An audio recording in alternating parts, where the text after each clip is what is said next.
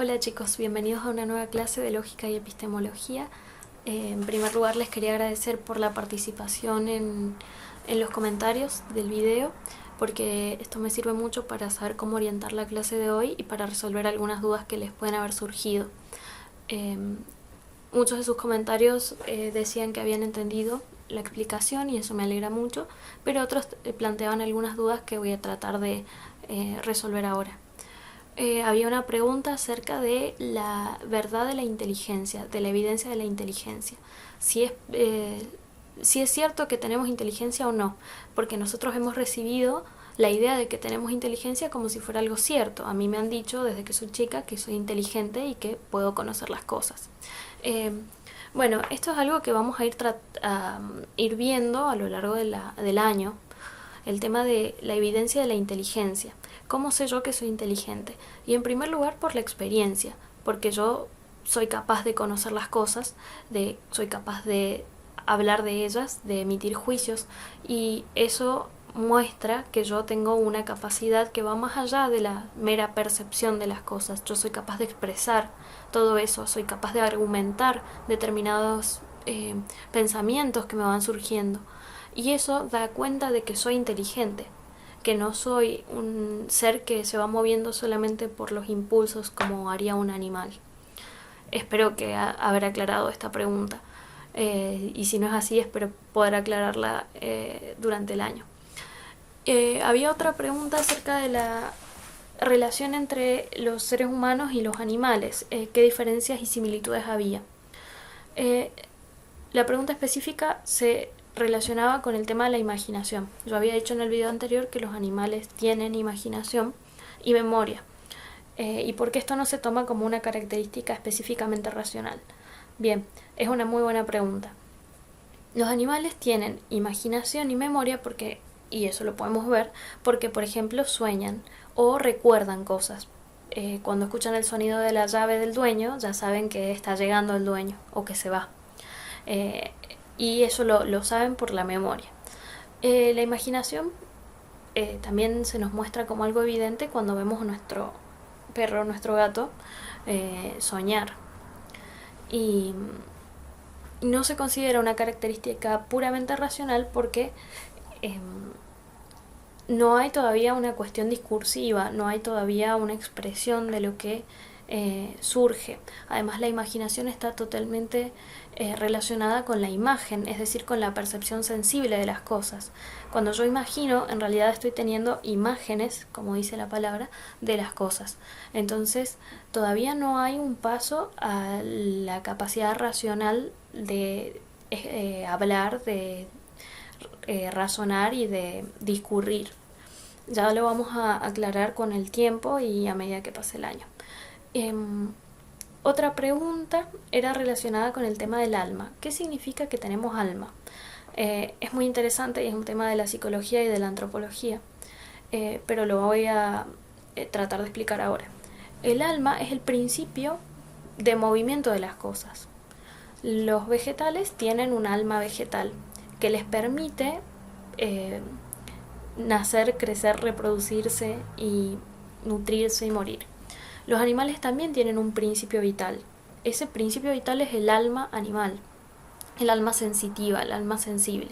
Nosotros los seres humanos tenemos un alma racional, porque cumplimos con todas esas características que tienen los animales y las plantas, pero además tenemos otras cualidades. Es decir, que podemos, como ya dije en el video anterior, hablar, pensar, elegir, ser libres. Pero eso, ¿cómo se entiende? Se entiende porque nosotros tenemos un principio ordenador que nos da vida. Ese principio ordenador se llama alma. Después hay otras cuestiones acerca del alma que no vamos a ver ahora, que tienen que ver con la cuestión de la inmortalidad o la eternidad del alma. Eso es un tema para después. Pero entendamos el alma como un principio que ordena la materia, es decir, el cuerpo, y como un principio que da vida a las cosas. En el momento en que uno muere, pierde el alma y entonces el cuerpo se descompone, porque ya no está más presente el principio ordenador, que es el alma. Bueno, espero haber sido lo suficientemente clara con este tema que es bastante complejo y que requiere una clase particular y especial sobre eso. Pasemos sin más preámbulos al tema de la clase de hoy. El tema de hoy está absolutamente vinculado con el tema de la clase pasada. Habíamos terminado de ver la definición de nociología como ciencia que estudia el principio del conocimiento, el fundamento del conocimiento, los alcances y los límites del conocimiento. Pero hay una pregunta que es el motor de toda esta disciplina nociológica, que es la que vamos a tratar de resolver hoy. Ustedes han leído los textos y hoy vamos a tratar de aclarar esos textos. La pregunta ¿es posible conocer? Esto ha generado mucho debate a lo largo de la historia de la filosofía y la historia del pensamiento, pero podemos distinguir algunas de las doctrinas más importantes que han movido el pensar de Occidente.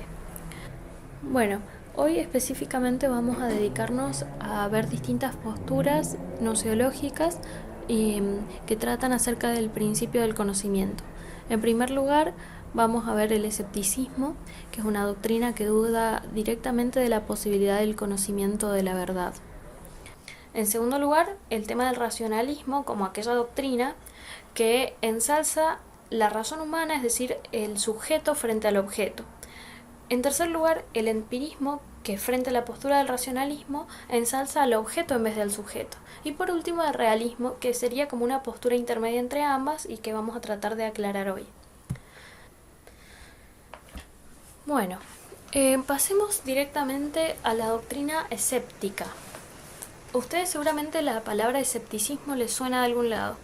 Una persona escéptica es aquella que está todo el tiempo dudando de las cosas que se le dicen. Alguien escéptico es alguien que no sabe si lo que le dicen es cierto o es falso y entonces duda y pregunta y está todo el tiempo inquieta por las cosas que suceden y se le dicen. Es una doctrina cuyo principio descansa en la idea de que no es posible conocer la verdad. En primer lugar, el escéptico se plantea la posibilidad del conocimiento y dice, si existe una verdad, no la podemos conocer. Y también hay posturas dentro del escepticismo un poco más extremas que directamente afirman que la verdad no puede ser conocida. Es decir, esto contradice completamente nuestra definición de verdad que dimos la clase pasada, que si ustedes recuerdan, se definía como la adecuación del intelecto con la realidad. Acá hay un problema. Básicamente, ni siquiera se sabe si es posible conocer la realidad. Se duda de esa posibilidad. Es decir, el escepticismo es una doctrina que piensa que por nuestra naturaleza racional, que es limitada, no tenemos acceso a la realidad por medio del conocimiento. Es decir, nuestros sentidos son capaces de engañarnos y si nosotros conocemos por los sentidos, aún así nuestra inteligencia puede jugarnos una mala pasada y podemos equivocarnos en lo que estamos diciendo. Entonces, nuestros juicios no se pueden adecuar a la realidad. En primer lugar, porque no sabemos si nos podemos acercar a la realidad por medio de nuestra inteligencia. Esto es lo que dice el escepticismo. Y el escepticismo llega a consecuencias bastante extremas porque termina afirmando que la verdad o no existe o no puede ser conocida. Es bastante problemático, pero mucha gente piensa esto. La cuestión es que el escepticismo, llevado a un extremo, una práctica, se complica. ¿Por qué? Porque si nosotros argumentamos y pensamos un poco e indagamos dentro del escepticismo, terminamos pensando y cuestionando el propio escepticismo. Es una cuestión de coherencia. Si yo soy escéptico, tengo que dudar del mismo escepticismo. Es decir, el escepticismo está afirmando una verdad. Esta verdad es que no existe una verdad. Pero se toma esta postura como si fuera verdadera. Entonces, si somos coherentes como escépticos, tenemos que plantearnos esto. Si nada es verdad, tampoco puede ser verdad afirmar que nada es verdadero. Sería contradictorio decir que nada es verdadero salvo el escepticismo, porque de esta manera ya habría algo verdadero, es decir, el propio escepticismo. Y la afirmación nada es verdadero sería falsa. Es decir, el escepticismo tiene un problema, que se contradice a sí mismo en sus propios términos. Parece un trabalenguas, pero está bastante bueno pensarlo así, porque nosotros como seres racionales podemos encontrar los errores dentro de las doctrinas, errores lógicos dentro de las doctrinas y los argumentos. Es decir, el escepticismo en la práctica no puede ser posible, no al menos llevado a su extremo, porque nosotros nos movemos según ciertas verdades o ciertas cosas que consideramos verdaderas, sin ir más lejos, la evidencia de nuestra propia existencia. El hecho de saber que nosotros existimos no es algo que alguien haya argumentado y que nos haya explicado, simplemente es algo que se nos muestra como evidente porque nosotros vivimos y experimentamos esa existencia en la que estamos inmersos. Entonces, hay ciertas verdades que nosotros no ponemos en cuestionamiento, no estamos todo el tiempo cuestionando absolutamente todo, porque necesitamos ciertas certezas para poder vivir y llevar adelante nuestra vida. Por ejemplo, no dudamos de que mañana va a salir el sol, de que va a ser un nuevo día. Y necesitamos de esas ciertas cosas básicas para poder llevar adelante una vida. Entonces el escepticismo como doctrina llevado a su extremo es imposible. Pasemos ahora a la doctrina del racionalismo. Como su nombre lo dice, esta doctrina descansa sobre la idea de que el único principio de conocimiento, o el principal por lo menos, es la razón humana. Es decir, es una doctrina que ensalza, enarbola la razón como el punto principal del conocimiento. Es decir, está haciendo hincapié en la idea de que conocemos porque tenemos una razón, no necesariamente porque haya objetos y con ciertas condiciones para ser conocidos, sino porque nosotros somos seres racionales. ¿Qué más dice esta doctrina? ¿Qué sostiene? Sostiene que lo único de lo que se puede estar seguro es de que nosotros tenemos una conciencia. Y de ahí la famosa frase de René Descartes, el fundador del racionalismo, que dice: pienso, luego existo. ¿Qué significa pienso, luego existo? Que porque estoy pensando puedo afirmar que estoy existiendo. Es decir, hay un método por el cual yo llego al conocimiento de mi existencia. Es decir, empiezo a dudar de todas las cosas, pero no puedo dudar de que pienso.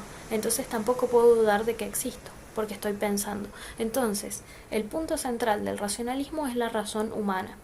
Es decir, se apoya en esta idea de que la razón es el principio fundamental del conocimiento. Más allá de si existen o no existen las cosas o si pueden ser conocidas, de lo único que puedo estar segura es de que yo conozco mi razón. Esta posición está intrínsecamente vinculada con otra doctrina que se llama idealismo, que afirma que lo único que puede ser conocido es la conciencia, pero no podemos conocer el mundo exterior. Es decir, todo lo que existe es una proyección de la conciencia que razona y piensa. Bueno, acá tenemos una imagen de René Descartes, que no solo fue un destacado filósofo del siglo XVI, fundador del racionalismo, sino que también ustedes lo deben haber escuchado porque fue el inventor de los ejes cartesianos. Es decir, René Descartes también era matemático. Antiguamente la filosofía y la ciencia no estaban del todo separadas, y por eso muchos de los filósofos fueron pensadores que se dedicaron a la ciencia físico-matemática. René Descartes es uno de ellos. Y hay que recordar su nombre porque es un personaje muy importante que revolucionó no solamente la matemática, sino también la filosofía y el pensamiento de Occidente. Pasemos ahora a ver otra doctrina que yo no les mencioné en el cuadernillo, pero que me parece que es importante rescatar y acá presten mucha atención. El empirismo.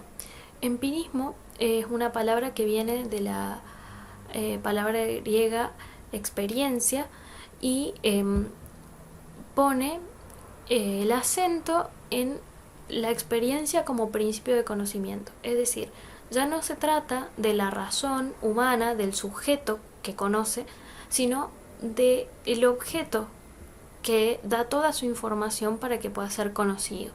Entonces, según esta postura, los seres humanos no traemos en nuestra razón ideas innatas, como proponía René Descartes, sino que la fuente del conocimiento es la experiencia sensible en un primer lugar y después la experiencia más espiritual, es decir, más racional. Pero el centro del empirismo es el objeto, no tanto el sujeto como antes, como decíamos con el racionalismo. ¿Qué sostiene entonces el empirismo? El empirismo es una postura que pone el acento en el objeto de la experiencia. Es decir, lo único y lo principal que determina el conocimiento es el objeto en sí, la realidad. Según los empiristas, solo hay conocimiento a partir de las impresiones sensibles que parten de los objetos. Es decir, el conocimiento no depende del sujeto, sino que depende principalmente del objeto. El acento, si ustedes se fijan, está puesto en lo otro, en lo diferente del sujeto. ¿Quiénes son los representantes principales de esta doctrina? Bacon, Locke y Hume, que después van a tener mucha influencia en la psicología y también en la filosofía política, pero no es nuestro tema ahora profundizar en ellos. Lo único que me interesa que quede claro es que, a diferencia del racionalismo, el empirismo, como su palabra lo dice, su nombre lo dice, pone el acento en el objeto de la experiencia, en la cosa, en la realidad. Por último, me interesa que veamos otra doctrina que trata de poner de relieve los dos aspectos del problema del conocimiento, es decir, tanto el sujeto o la persona que conoce como el objeto. Y es una doctrina que defiende la posibilidad del conocimiento de la verdad, es decir, más allá de los límites propios del ser humano, por su sensibilidad o incluso el límite de su racionalidad, el ser humano puede conocer. A esto se dedica el realismo, a defender la posibilidad del conocimiento de la realidad, como su nombre lo dice. ¿Qué sostiene el realismo? El realismo pone el acento en las condiciones que la realidad tiene para ser conocida. Tanto el sujeto como el objeto son necesarios, son dos aspectos necesarios para la posibilidad de conocer. A pesar de las limitaciones, el hombre, el ser humano, tiene ciertas condiciones dadas que le permiten acceder a la verdad de las cosas, porque tanto el hombre como las cosas tienen ciertas características que permiten ser conocidas y conocerse. El hombre puede conocer las cosas porque las cosas tienen ciertas características pasibles de ser conocidas, y a su vez el sujeto tiene ciertas condiciones y ciertas capacidades que le permiten acceder al conocimiento de la realidad. Bueno, uno de los representantes de la doctrina realista es Aristóteles, que es un filósofo del siglo IV a.C. y fundador de la lógica, como ustedes ya deben saber. Es uno de los filósofos más importantes de Occidente, no solamente de Grecia, sino también de todo Occidente. Más adelante desarrollaremos algunos puntos fundamentales de su pensamiento lógico. Bueno, ahora tenemos que nombrar los argumentos en favor de la doctrina realista. Estos argumentos muestran la coherencia interna de esta forma de pensar de la gnoseología. En primer lugar, tenemos que nombrar la intencionalidad de la conciencia. ¿Qué significa esto? Significa que el sujeto en sí mismo no se basta para conocer, sino que está dirigido hacia objetos que están fuera de él. El sujeto puede conocerse a sí mismo, sin duda, pero también siempre tiene una dirección hacia un objeto. Por eso se habla de intencionalidad de la conciencia. El sujeto y el objeto son cosas diferentes entre sí. En segundo lugar, tenemos que nombrar el testimonio de la ciencia, porque la ciencia muestra que existe un mundo exterior diferente del sujeto que conoce, es decir, existe una realidad fuera de uno mismo. Y las leyes de la física son un ejemplo entre tantos ejemplos de que existe un mundo fuera de la conciencia, fuera de ese sujeto que conoce. En tercer lugar, tenemos que nombrar sí o sí el acuerdo entre los hombres. Si los objetos fueran producto de la conciencia individual, no podríamos hablar de un acuerdo posible o un diálogo posible entre los hombres. Es decir, Si los objetos no fueran sino ideas del entendimiento, sería inconcebible que el universo coincidiera constantemente con el de los demás. Es decir, mi universo no coincidiría con el de los demás si solamente existiera la conciencia que produce los objetos. Entonces, el acuerdo entre los hombres deja en evidencia que existe un mundo exterior objetivo fuera de mí mismo que puede ser probado y que sobre el cual se puede dialogar, sobre el cual se puede construir una ciencia objetiva. Bueno, como conclusión, y ya llegando al final de la clase, tenemos que decir que existen muchas discusiones y muchas doctrinas acerca de la naturaleza del conocimiento. Es decir, hay muchas doctrinas gnoseológicas con distintos puntos de arranque. Hay algunos que ponen el acento en el sujeto cognoscente como principio de conocimiento, hay otros que atienden al objeto como principio del conocimiento, como es el caso del empirismo, que considera que el objeto es el punto de apoyo del conocimiento, y también hay otras doctrinas que tienen en cuenta a ambos. Tanto el sujeto como el objeto son fundamentales para el conocimiento y tienen que estar presentes ambos para que se pueda dar el conocimiento. Bueno, chicos, muchísimas gracias por haber prestado atención a la clase y espero que no haya quedado ninguna duda. Pero recuerden que si hay algo que quieran preguntar pueden hacerlo por medio de los comentarios o por mensajería de Go School. Muchos saludos para ustedes.